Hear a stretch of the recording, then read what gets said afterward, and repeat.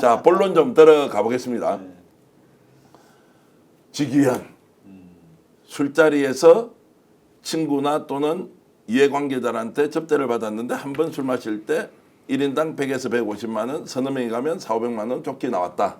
까지 이제 지금 나온 이야기고 요게 지금 우리가 박한천 행정관님 예. 몇 퍼센트 정도 드러난 겁니까?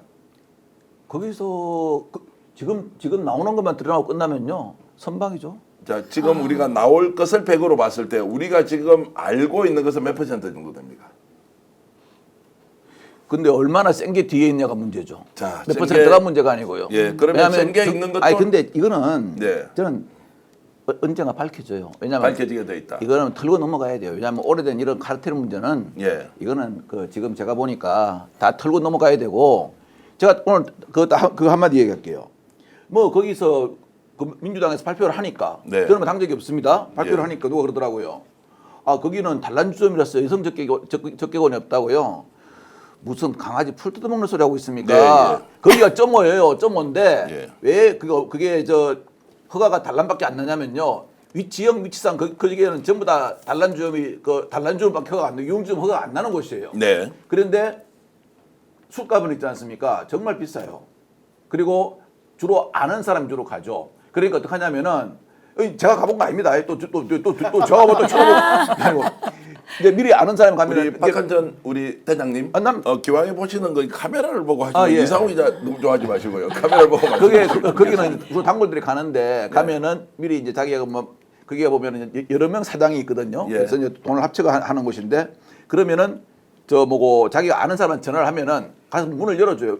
일반 데는 문 안 열어놔요. 네. 왜냐면 문 열어놓으면 단속이 들어오기 때문에 문을 안 열어놔요. 그래가지고 손님이 도착하면 그때 문을 열어줘요. 예. 자, 이제 요 정도로 해서 이제 그 집의 그 운영 형태까지 얘기를 했는데 이제 본론으로 들어가면 자, 그러면은 접대를 받은 것이 지금 나온 걸로는 사업가로부터 접대 한번 받았다.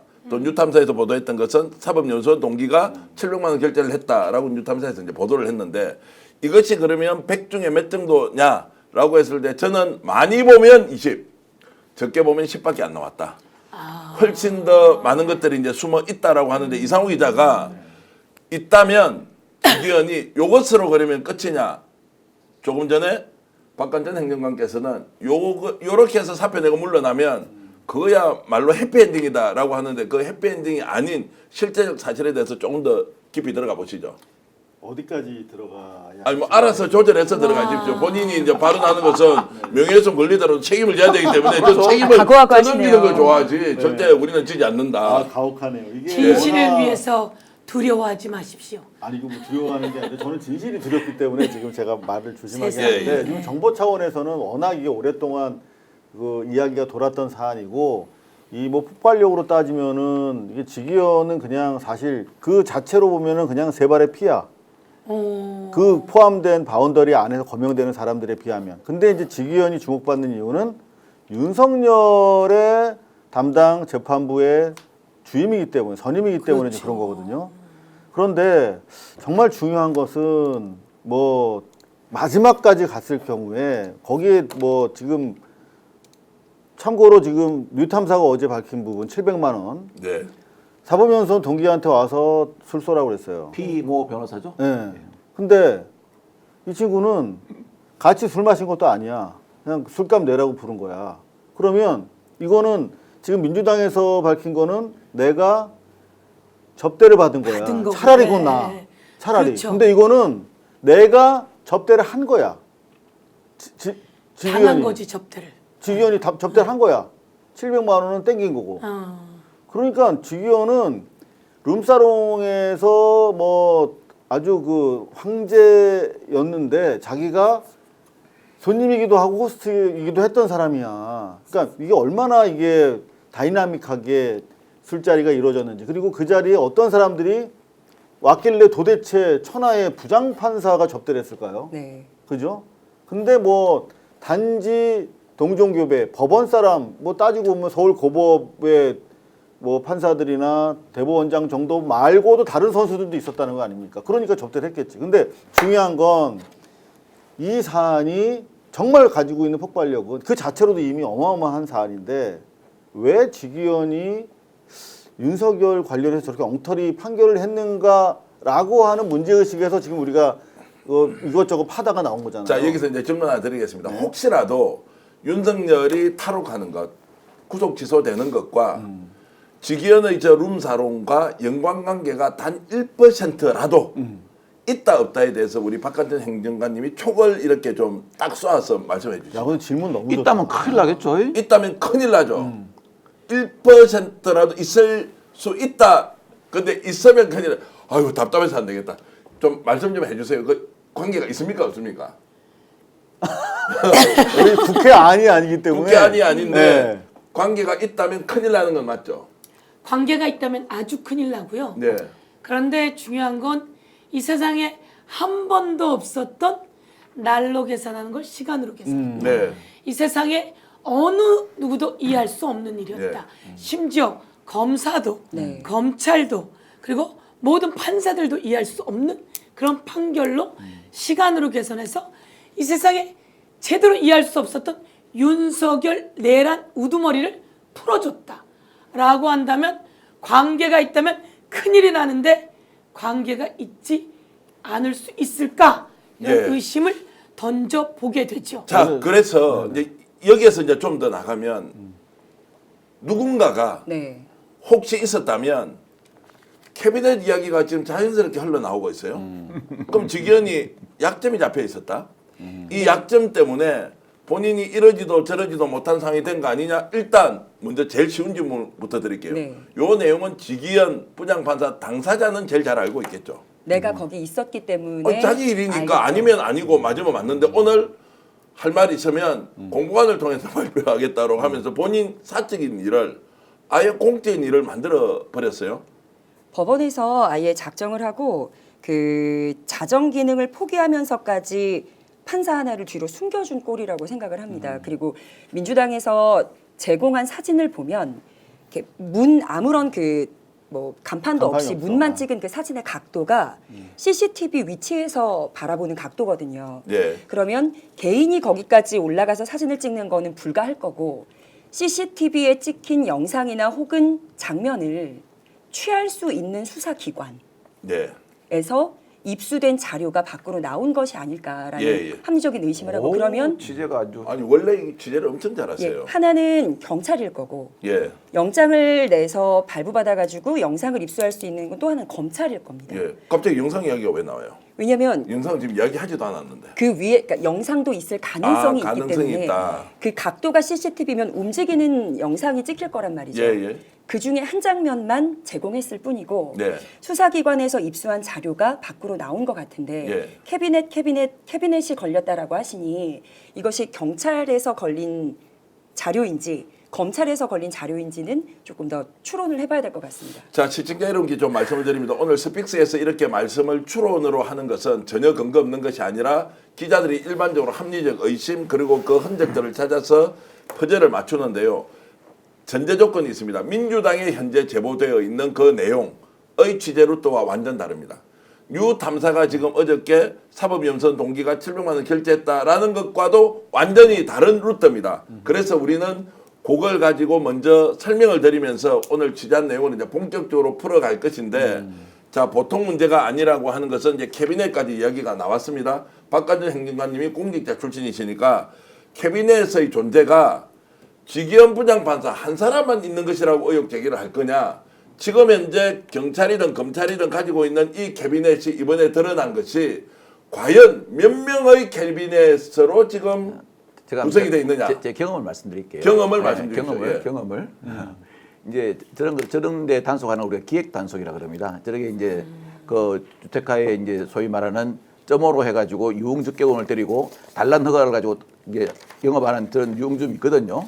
저런 이제 그 소위 말하는 룸사롱이 있는데 저걸 하기 전에 우리가 어떻게 하냐면은 그러면은 그 계획 보고를 합니다. 계획 보고를 할 때 여기에 대해서 단속할 거다고 다 밖에 사진을 찍습니다. 예. 그리고 여기 간판은 없지만 여기는 영업 방식이 어떻고 뭐 2차를 나가고 안 나가고 그걸 다 해가지고 그래서 보고서 올려가지고 위에서 오케이 단속 시작하면 단속을 하거든요. 자 이제 지금부터는 그 룸사롱 S모입니다. 갔다 오신 분들 잘 들어야 됩니다. 예? 네, 예. 나가면 제일 먼저 확보하는 게 뭔지 아십니까?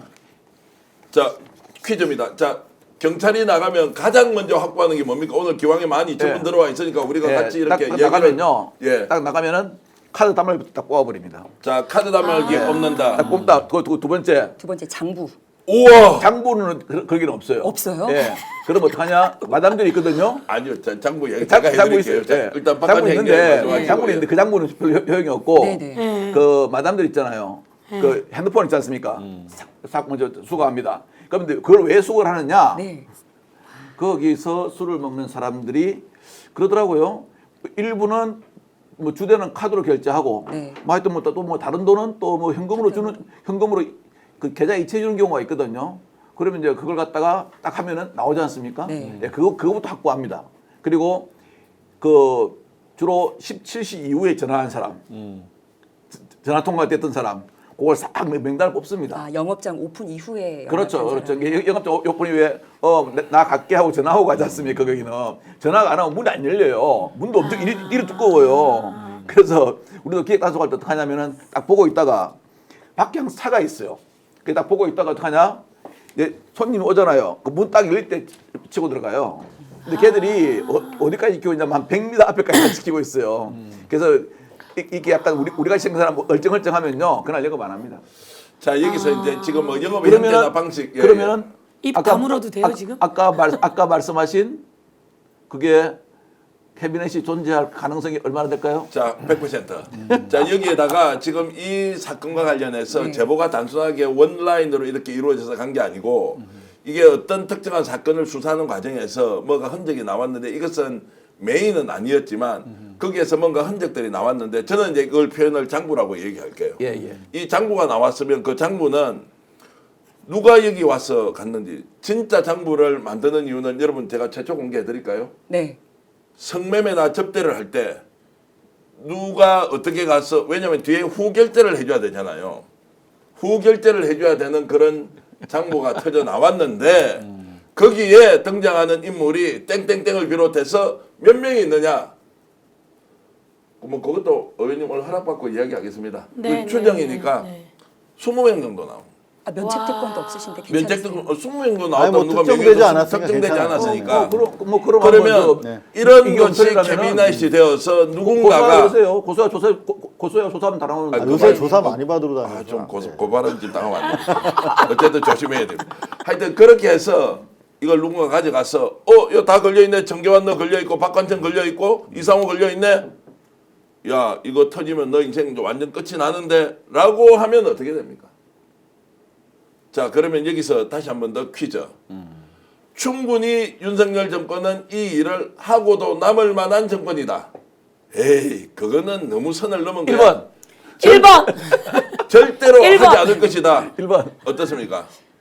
계엄도 했는데. 계엄도 했는데 예, 당연하다고 생각합니다. 그러면 지규현이 스스로 알고 있을 겁니다. 지규현 부장판사 혹시라도 본인이 거기에 연결이 되어서 뭔가 부정한 일을 저지르지 않았느냐라는 거 이야기를 해서 오늘 문제 제기를 좀 해놓겠습니다. 민주당에서 잘 밝혀주시길 바랍니다. 네네네. 예, 그래. 예. 아니 비슷한 사례가 장재원이 나는 새도 떨어뜨릴 것 같았는데 네.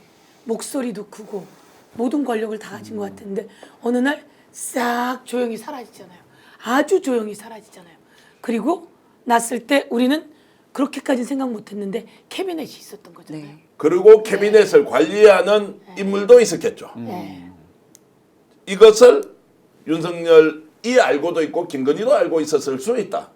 그러면 어려운 시기마다 적재적소에 써서 이 상황을 모면 물론 그런 방식으로 모면하려고 하다가 이제 쫄딱 망한 거지만 그게 모면이 됩니까? 모면이 안 되죠. 되세요. 그건 안 돼요. 끝까지 시도를 하고 있을 것이다. 이제 이렇게 보고요. 좀 더 이게 진도 관련해서 나가겠습니다. 예. 저는 되게 오늘 재밌게 본 뉴스가 뭐였냐면 한동훈이 최근에 이 현안에 대해서 별로 발언한 적이 없어요. 주로 이제 기타 열심히 치고 있고 뭐 라방하면서 이거 뭐 쪼리뽕 먹고 있는데 갑자기 오늘 현안이잖아요, 지기현이. 그리고 지기현과 윤석열을 매개하는 이제 대상이 캐비넷일 거다라고 우리 전 국민이 의심하고 계신데 근데 이 시점에 한동훈이 갑자기 그 검찰 캐비넷 아니야 네. 라고 언론에 밝혔어. 본인 아는 거죠. 그래서 저는 제가 검찰을 물론 이제 27, 8년 전이긴 합니다만 3년 정도 대검을 출입을 했었어요. 네. 그래서 대검이라고 하는 곳은 그냥 캐비넷의 전당이라는 걸 알아요, 저희가. 실제로. 항상 봤으니까. 그리고 아예 캐비넷 채우는 부서도 있잖아. 그죠? 범정 같은 네. 거. 근데 범정 하나. 예. 근데 검찰에는 캐비넷이 없대. 그건 무슨 말이냐? 일단 검찰로 불똥이 튈 것 같으니까 우리는 아니야라고 이실직고 한 거야. 뭐냐면 경찰 캐비넷이다라고 얘기한 거야. 와, 근데 정말로 이상호 기자도 대단한 게 저도 기자 생활 했지만 저분은 탐사보도 우리는 완전 나이롱병으로 많이 만나보다가 소문 듣고 다니는 이제 현장에 완전히 뭐라 그럽니까 자전거 타고 다니면서 정보팔이 하는 사람인데 대단하죠. 네. 그러니까 이게 검찰에는 없는 거예요. 검찰 게 아닌 경찰만 가지고 있는데 오늘 방송 어떠셨습니까? 마음에 들었다면 구독, 좋아요로 스픽스를 응원해 주십시오. 여러분들의 구독, 좋아요는 가장 큰 힘이 됩니다. 스픽스 구독, 좋아요